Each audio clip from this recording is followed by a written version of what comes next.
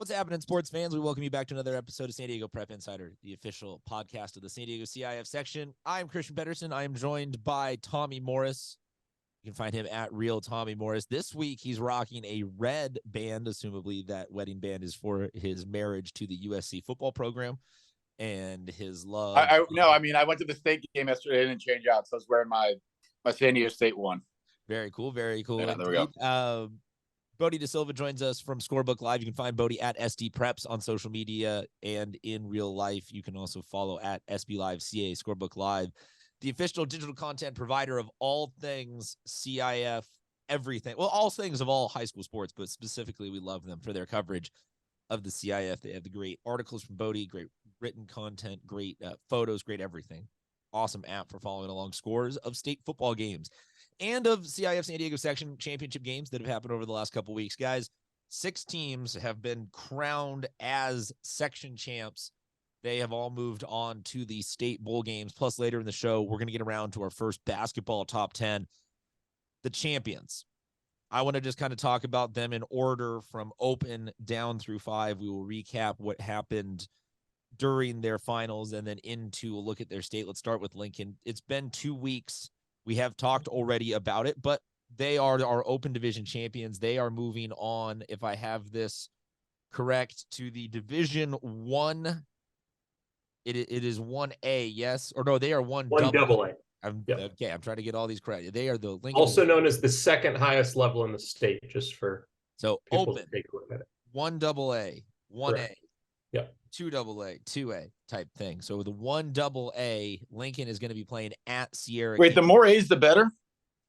Yeah, that always threw me off because I've always grown up thinking it should be the other way. But I guess like in baseball, AAA is better than AA. But like, why would you do that?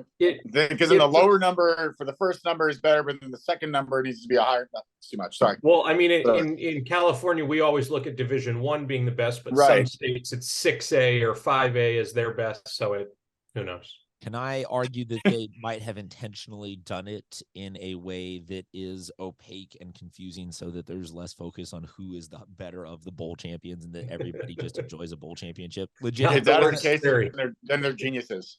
Yes. And I know that might be tinfoil hat, Christian, but I believe that CIF is capable of that kind of bureaucracy that they can just, oh, it's too confusing. Who cares? You're all state champs. Just care. Stop complaining. So Lincoln, they are taking on Sierra Canyon. Like we said, we've talked about them and their win over Carlsbad, first open division championship in school history for Lincoln. Great win. They got 2 weeks to rest and recover. Now they're taking on Sierra Canyon. Bodie De Silva is going to be at this game. So Bodie, what do you react? If you have more reaction to the Carlsbad game, you're welcome to, but how about you take us through this pairing and set this game up for us? Yeah, I was hoping that Lincoln would get rewarded with a home game in this case, but even looking back last year, Cathedral, as dominant as they were, still had to go on the road. So look, San Diego's never gonna get an easy draw that way, and that's fine. And I'm sure Lincoln's played that up and will be thrilled to get their opportunity here. Sierra Canyon's a very good team, but I don't think they are some team that's unbeatable for Lincoln.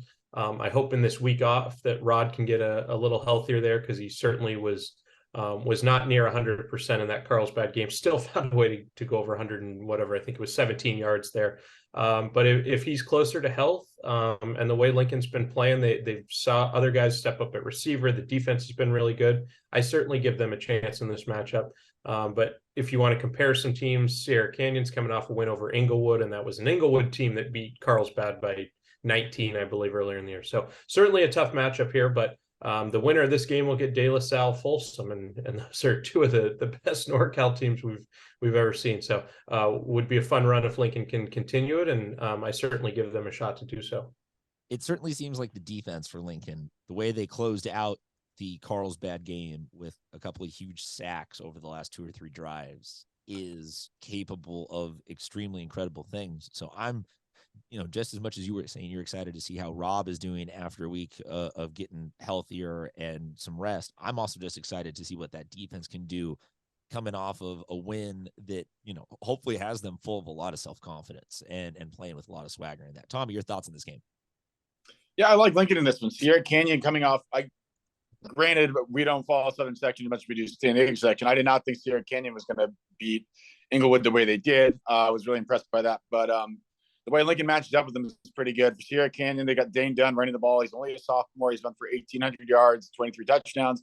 The big play receiver is Josiah Phillips. He's going to go to BYU next year. And on defense, Jayon Young has 5 interceptions. Again, this is a very talented team, very well-coached team. But they've also played 14 games, and Lincoln's only played 12. And I don't think we think about that. It is something that San Diego section does that is smart, with the assumption being that these open division teams are going to have to play someone tough from Southern section.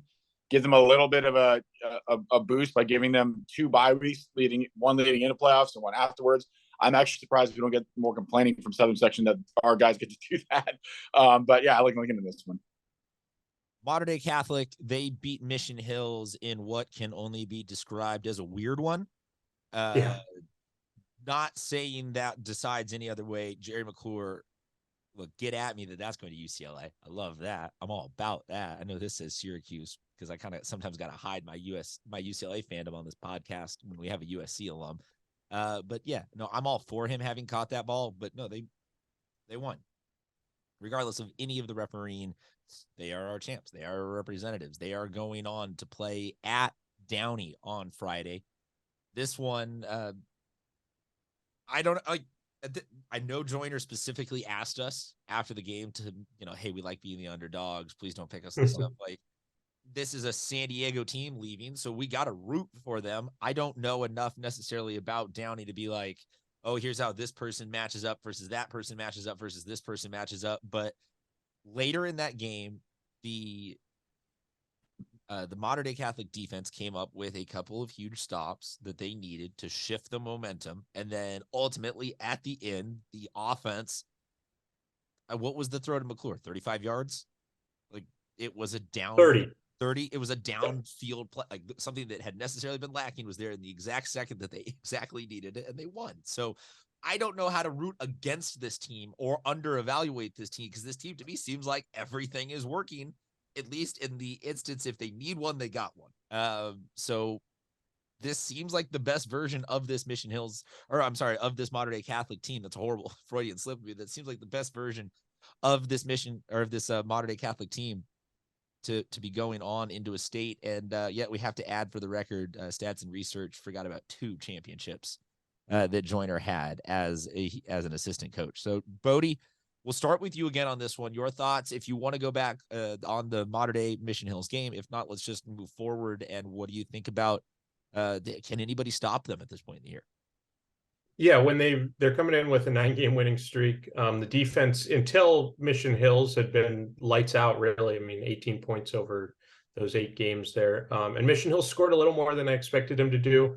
I don't know if that's their offense improving throughout the year, if they found some holes that way. This one is one that I will be expecting to be high scoring. Downey's a team I followed a little bit throughout the year. They've got a very good quarterback, Aiden Childs, going to Oregon State. He's thrown for over 3,000 yards, 36 touchdowns. And he goes to his top receiver, Bryant Carey, who's caught 21 of those touchdowns. So I think this is going to be back and forth scoring. Each team has so many offensive weapons.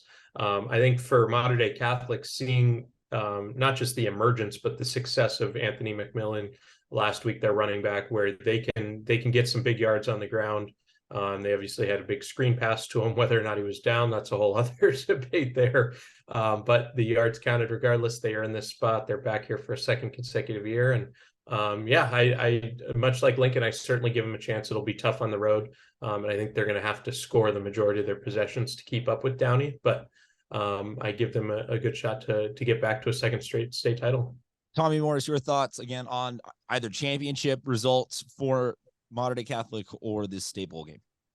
I will just kind of say an overarching thing. We got to, as a community, we need to just chill out on the rest a little bit. There's already a ref shortage. These guys aren't doing this for a living. They're doing it because they love football. Just relax. You know what I mean? Like, they're not going to get them all right. And going back to what Bodie said, maybe he was down on that tackle where he rolled over a body, McMillan, but that was definitely catching the end zone. So you get some, you lose some. It's how it works. It normally ends up being 50-50, law of averages. Some go for you, some don't. Just everyone relax. You know, that game was not decided because of one call by an official, and no game is really. So everyone needs to calm down and that's just here and there. And by the way, replay is never happening in high school football. So I can't believe I was reading that on Twitter. That was one of the more obscure things I've seen in a long time. But anyway, we also live our lives on Twitter and real people don't. So maybe these are all like arguments that are just in my head. But going to the actual game, like you said, Christian, and like you said, Bodie, McMillan's kind of had a resurgence in the playoffs. I think it's because against some of these teams, they need to use him to get yards because they did the same thing in Cathedral. They literally ran trap, I think, 5 times in a row.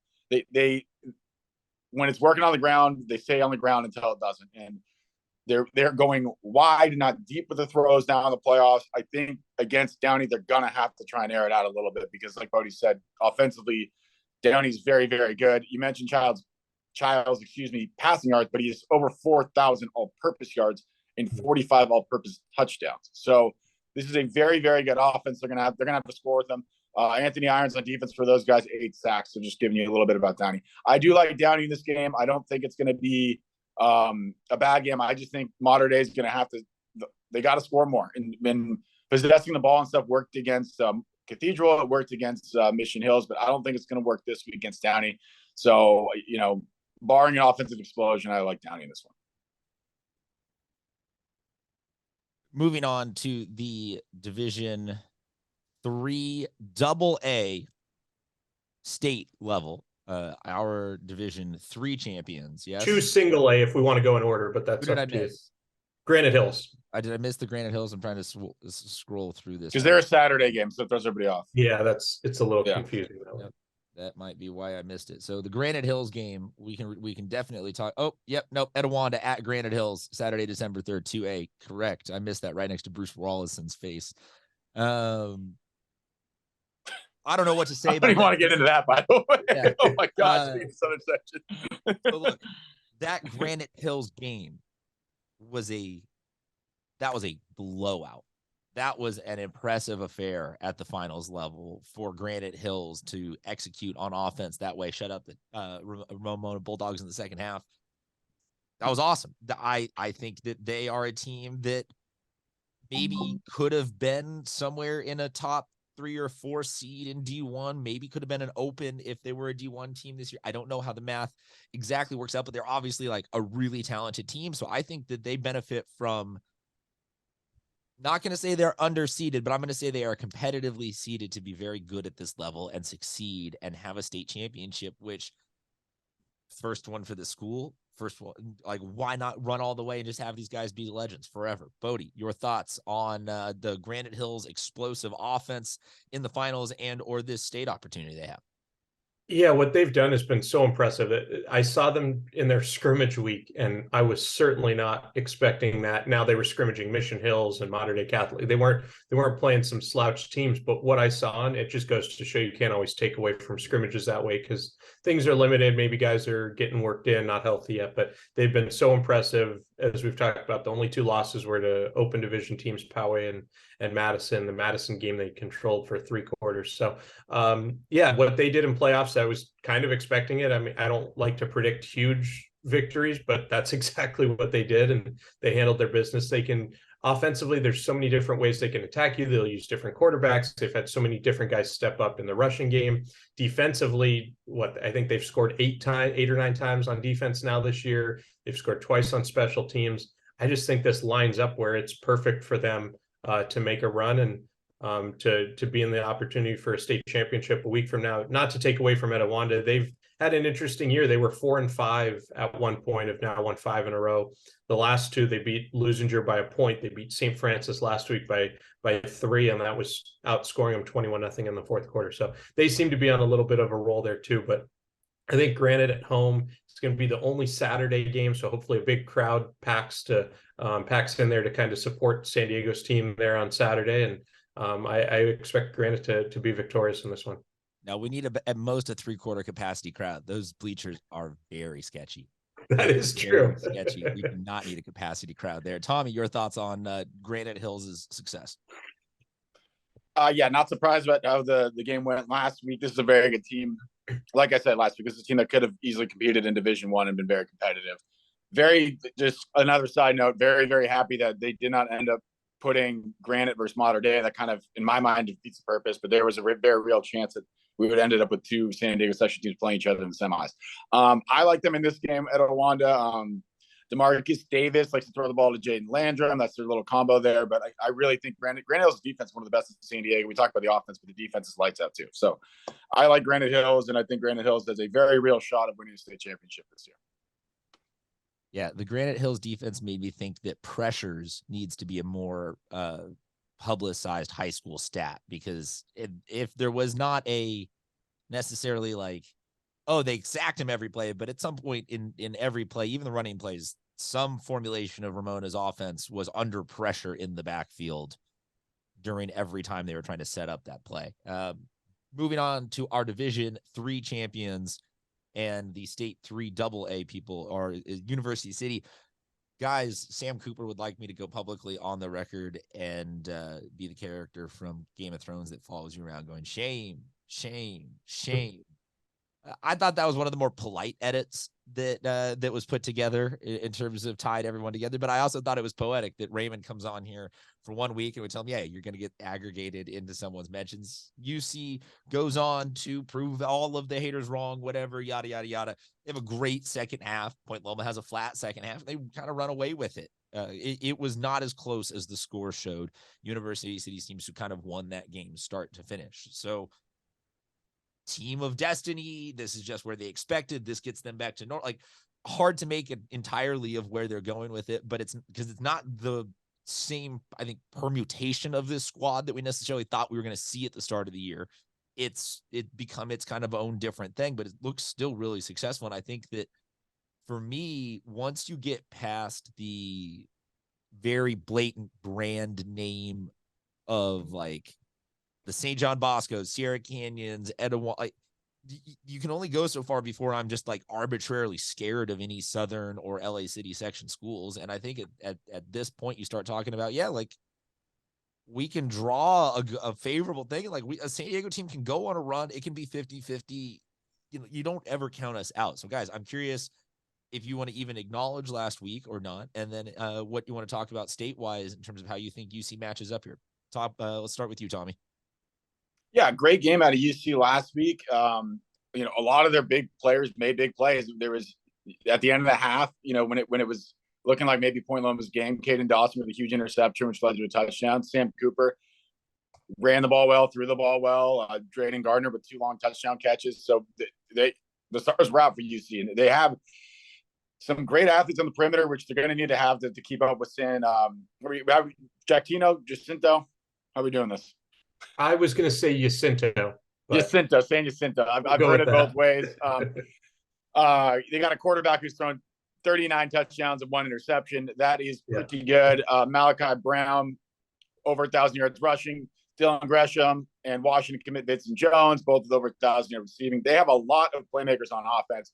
So this is going to be a shootout. I do think UC, again, I think they have, especially in the defensive side, they have guys who can match up with these receivers. It'll be a big test for them, but I think I'm saying there's a chance. That's all I'm saying. I'm saying UC, I think, wins this game by 1 or 2 points. I think it's gonna be a close one. Bodie De Silva, your reflections on the University City Centurions winning their first school championship in football. Yeah, that's a really awesome accomplishment. I think especially after seeing them come up a little short last year, return so many of those guys to go right back and be able to win it at one level higher. I know there were a bunch of teams that returned last year, like Ramona, they weren't able to get it done. But for UC in this game, I think a lot like what Tommy said is exactly what I believe. This can be high scoring. Just having followed some of the standouts for San Jacinto all year, these guys are putting up points every week and a lot of close games. So I think this will be another one. And I think it comes down to whoever can avoid those turnovers, because you're going to need to score most times you have the ball here. But UC is set up to do that, as is San Jacinto. I'll go with UC here in a close one. I think this is under 7 points, and they get a chance to go win a state title. We got to jump down a little bit to our next team in the 5 AA bracket, if I have that correct, is the Palo Verde Yellow Jackets. They are going to be hosting Muir High School this Friday. Palo Verde is no longer slept on, is no longer something like this is at least during the time of Marcus Macon and Xavier Bayer, like this is a dynasty. This is a team that wins and wins and wins and runs the ball down people's throats. the way that I can only assume that Tommy Morris's hat somewhere is like glowing with energy that says run the damn ball. They are an accomplished team. They're 2-time CIF champs.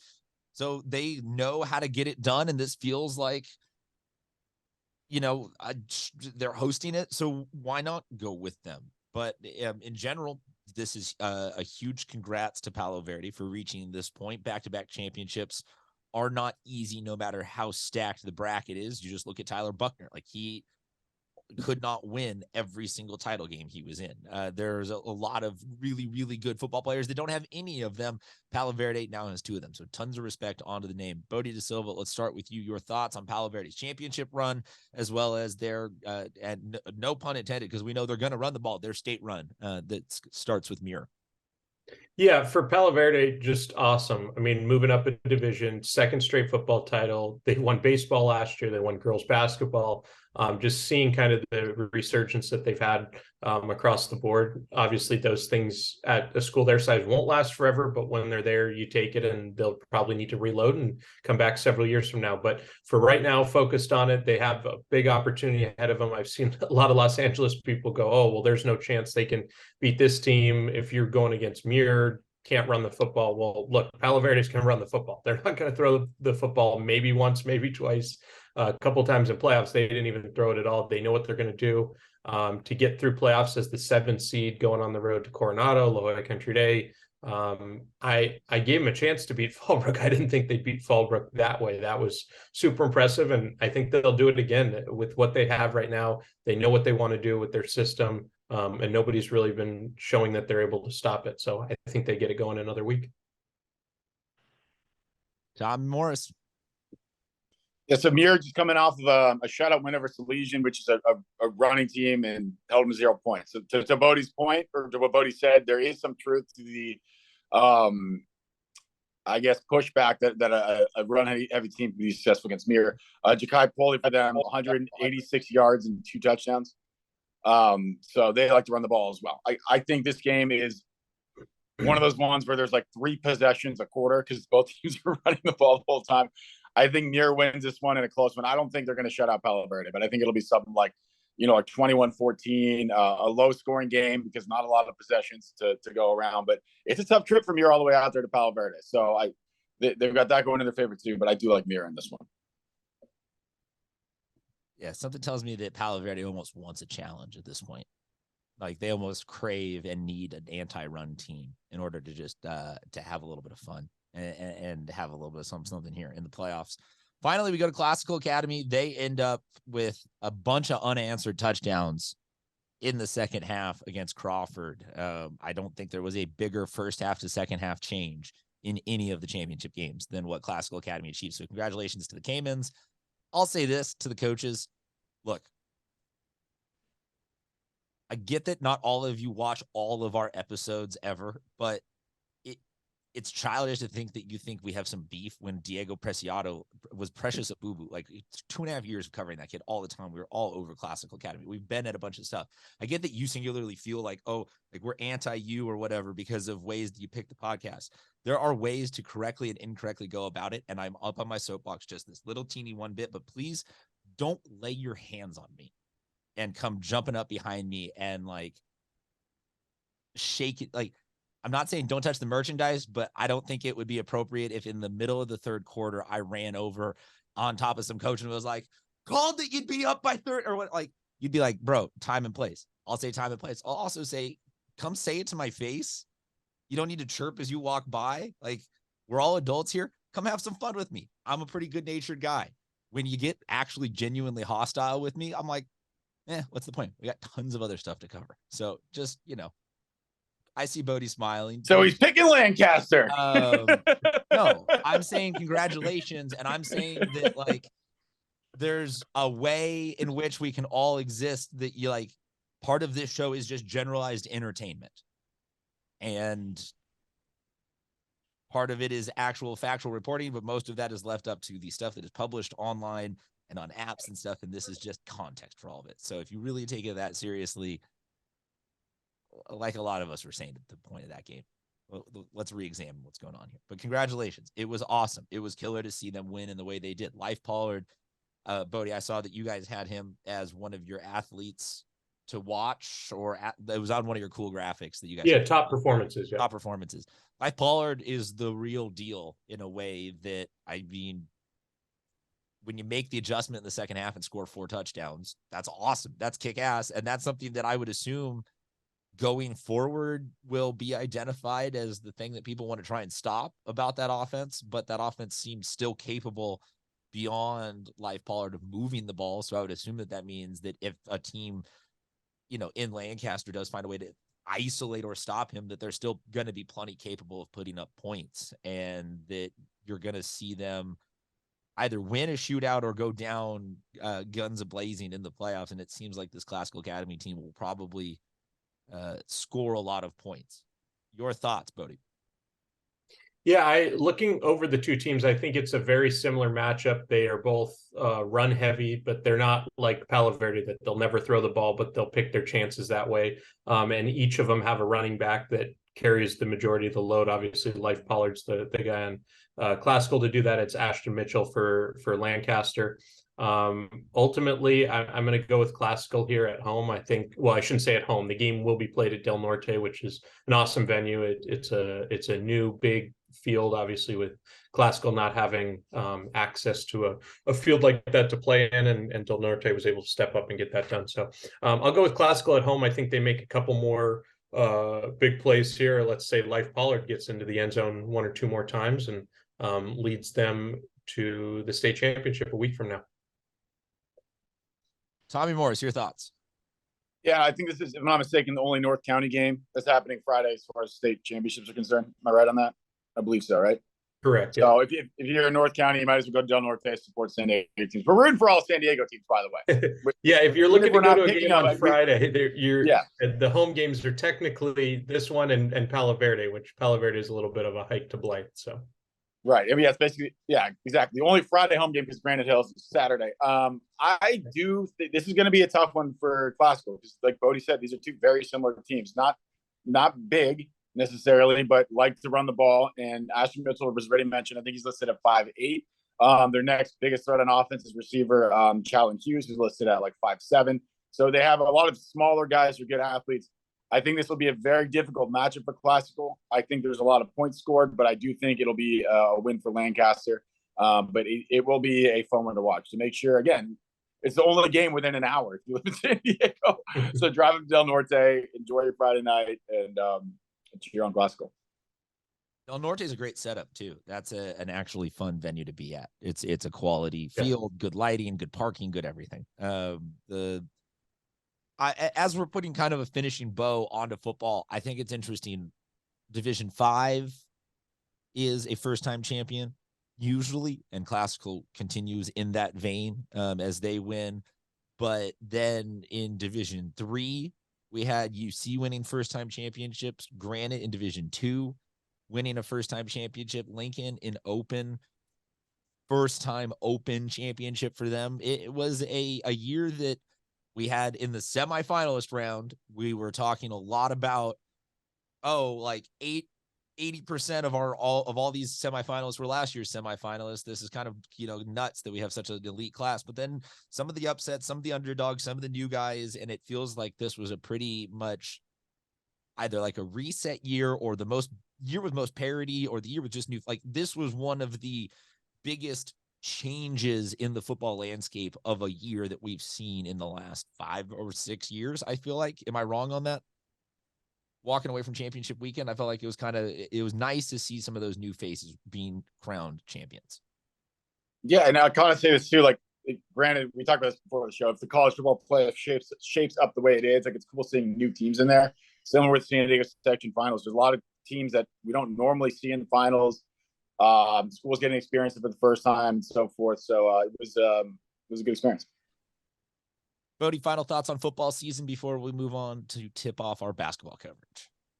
Yeah, no, I think you're right with a lot of what you said. I mean, it was 4 public schools and Open. You had teams capturing their first ever CIF title. I believe there were 3 there with Granite, UC, and Classical.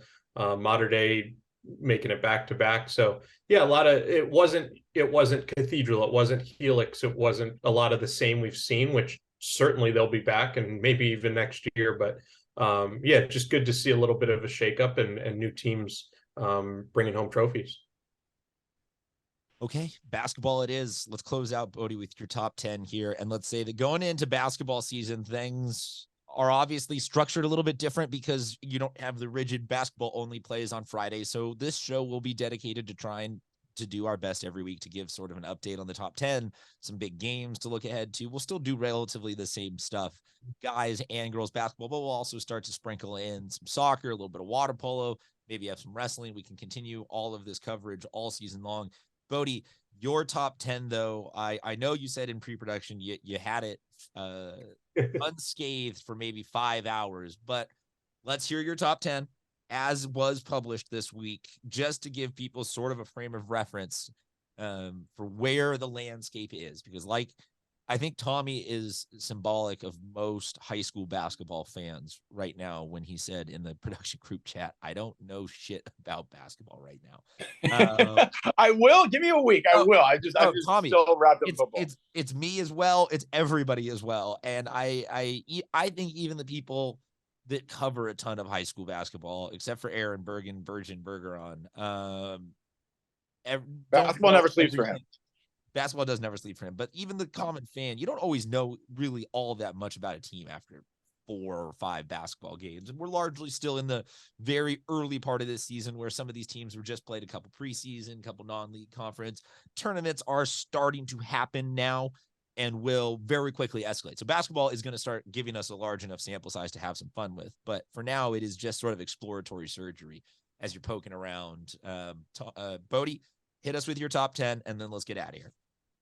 Yeah, no, what you've said is right. And it took me a few days to work on it because there's so many head-to-heads already that this team beat this team. And how do you balance that? And El Camino beat San Ysidro, but if they played 10 times, are they going to beat them that many times? So just kind of looking at it that way. So I did come out with it, and then there were even more changes last night. But with that said, for me, 1 and 2 are the 2 teams who finished the year in the Open Division title last year, and St. Augustine is at the 1 spot. They're 5-0. They've been really dominant. Haven't played the toughest schedule, but they'll get into it as the year goes on, and certainly we'll have one of the best ones at the end of the year. So they are number 1. San Ysidro is there at number 2 for me. They're 1 and 2. One of those is to Corona Centennial, which is the state's top team. The other one was a surprising one to El Camino last week. The Border Boys were a little shorthanded in that one, but still counts regardless on the record there. Torrey Pines is there at 3 and 1 for me. This league will be very good this year, and one of the teams they'll be battling is number 4, Carlsbad, off to a really hot start there. El Camino also in that league. They lost last night, so that is not updated here now, but Cathedral beat them. Montgomery, I think this is going to be one of the better years in Montgomery school history of basketball. They are up there at number 6. Cathedral Catholic is there at number 7. They are now 3 and 1 after beating El Camino. I have San Diego in there at number 8. They had a big win against Santa Fe Christian last week. Santa Fe Christian at number 9, although they went on to lose last night. And then Mission Hills there at number 10. They're now 5-0. They're off to another good start. So that league looking really good. And some others, just Del Norte, La Costa Canyon, Mission Bay, Otay Ranch, and La Jolla Country Day were the 5 that just missed for me. So there'll be a lot of changes, and really until the post-Christmas tournaments, teams are just moving all around, and until league play starts, we don't have a great idea, but I love to do it each week and fun to take a look.